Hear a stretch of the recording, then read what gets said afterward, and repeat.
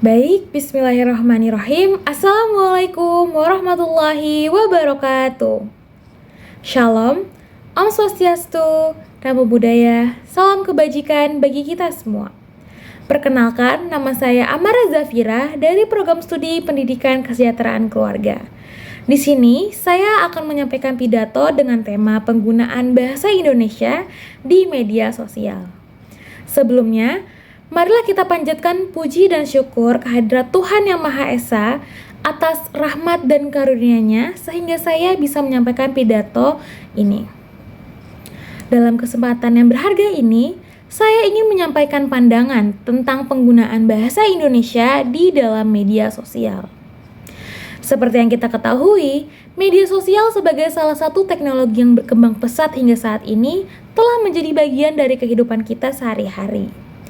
Sayangnya, di tengah laju teknologi yang begitu cepat, bahasa Indonesia sebagai identitas nasional kini kerap kali diabaikan dalam ruang digital tersebut.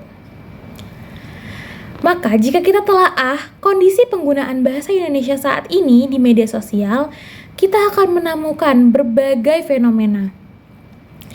Banyak pengguna media sosial yang mencampur adukan bahasa Indonesia dengan bahasa asing, atau menggunakan bahasa gaul secara berlebihan yang merusak citra bahasa Indonesia.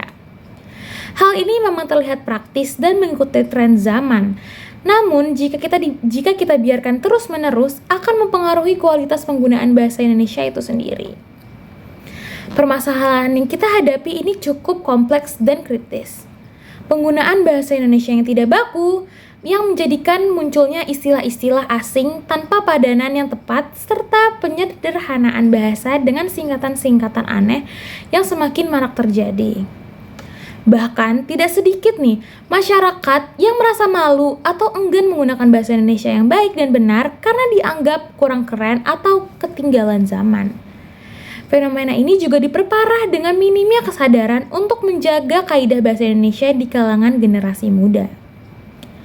Nah, jika situasi ini terus-menerus dan tidak kita atasi, dampaknya itu akan sangat banyak dan sangat signifikan, baik secara positif maupun secara negatif. Secara positif, perkembangan bahasa Indonesia ini bisa mendorong kreativitas berbahasa dan memperkaya kosakata bahasa Indonesia. Namun di sisi lain, ataupun dampak negatifnya dari penggunaan bahasa Indonesia yang salah ini bisa menjadi ancaman jika kita abai. Pengabaian kaidah bahasa Indonesia juga bisa menyebabkan penurunan kemampuan berbahasa yang baik dan benar di kalangan masyarakat, terutama generasi muda atau generasi Z ya yang disebut sekarang. Bayangkan jika bahasa Indonesia ini kehilangan martabatnya. Dalam aspek politik, bahasa Indonesia itu bisa tergeser oleh bahasa asing karena untuk komunikasi resmi dan diplomatik. Dalam aspek ekonomi pun, produk-produk lokal juga mungkin kalah saing nih, karena pelabelan atau branding yang tidak mengangkat bahasa nasional. Dan parahnya, dalam aspek pendidikan, ini akan menjadi penghambat karena menghambat pemahaman ilmu pengetahuan dan kemampuan berpikir kritis siswa. Dan yang terakhir, dalam aspek kebudayaan, kita akhirnya akan kehilangan jati diri sebagai bangsa yang memiliki bahasa pemersatu yang kuat. Oleh karena itu, diperlukan upaya bersama untuk mendorong dampak positif dan menghindari dampak negatif yang tadi tertera di atas.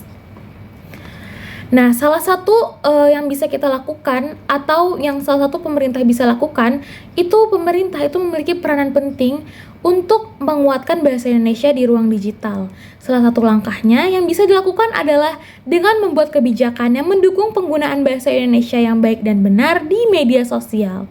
Selain itu, pemerintah juga bisa bersama badan-badan yang bersangkutan membuat kampanye, edukasi, dan sosialisasi melalui berbagai platform seperti Instagram, YouTube, atau X. Sementara itu, kita sebagai masyarakat juga memiliki tanggung jawab moral nih. Kita dapat melakukan setidaknya sedikit ya untuk membantu pemerintah. Salah satunya adalah menggunakan bahasa Indonesia yang baik dan benar di media sosial, terus juga menyadari pentingnya menjaga integritas bangsa sebagai cerminan jati diri bangsa, dan yang terakhir untuk mendorong teman atau keluarga tercinta untuk turut serta mencintai bahasa Indonesia dalam menjalin komunikasi sehari-hari termasuk di media sosial. Sebagai Duta Bahasa Indonesia, saya memiliki program khusus yang akan saya laksanakan untuk membantu meminimalisasi dampak negatif dari fenomena yang terjadi. Di antaranya, saya memiliki 3 program khusus. Yang pertama, Gerakan Bahasa Bangsa Berbahasa Indonesia di Media Sosial. Yang ini akan mengunggah konten-konten yang menggunakan bahasa Indonesia yang baik dan kreatif. Yang kedua itu adalah workshop literasi bahasa digital. Khususnya ini untuk anak muda agar mereka paham nih betapa pentingnya menjaga bahasa Indonesia di ruang media sosial. Selanjutnya yang terakhir adalah mengajak kolaborasi influencer dan content creator untuk membuat konten edukatif yang mengangkat kebanggaan berbahasa Indonesia di media sosial. Dengan program-program ini, saya berharap masyarakat dapat lebih peduli dan bangga menggunakan bahasa Indonesia sebagai simbol pemersatu bangsa, termasuk di era digital atau di era yang sekarang ini. Mengakhiri pidato ini, marilah kita sama-sama menjadikan bahasa Indonesia sebagai bahasa yang kreatif dan tetap bermartabat di media sosial. Mari kita jaga, kembangkan, dan lestarikan bahasa kita sebagai wujud cinta pada bangsa dan negara. Bahasa Indonesia, jiwa bangsa, identitas kita. Terima kasih. Wassalamualaikum warahmatullahi wabarakatuh.